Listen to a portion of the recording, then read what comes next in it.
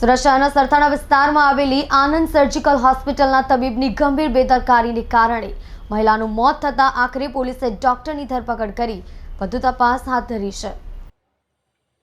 સરથાણાની આનંદ surgical હોસ્પિટલના તબીબની ગંભીર બેદરકારીને કારણે કાપોદ્રાની પરિણીતાનું મોત થયું હતું। પોલીસે જાતે ફરિયાદી બની તબીબ સામે સાપરાધ મનુષ્યવધની કલમ 304A મુજબ ગુનો નોંધ્યો હતો, જેમાં ડોક્ટર નીતેશ પરસોત્તમ દાસ સાવલિયાની પોલીસે ધરપકડ કરી છે।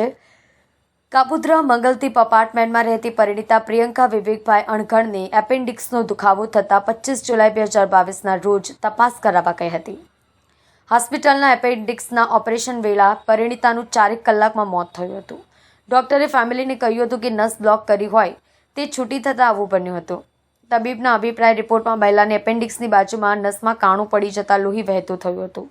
પેટમાં આશરે 1.20 લીટર જેટલું લોહી ગઠાયેલી અવસ્થામાં મળી આવ્યું હતું। આ ઈજા થયા બાદ દર્દીની હાલત વધુ ન બગડે તે માટે યોગ્ય પગલાં સમયસર લેવાયેલા છે તેવું કેસ પેપરની નકલ પર જણાવાઈ આવ્યું ન હતું, જેથી તબીબની બેદરકારી ખુલ્લી પડી હતી।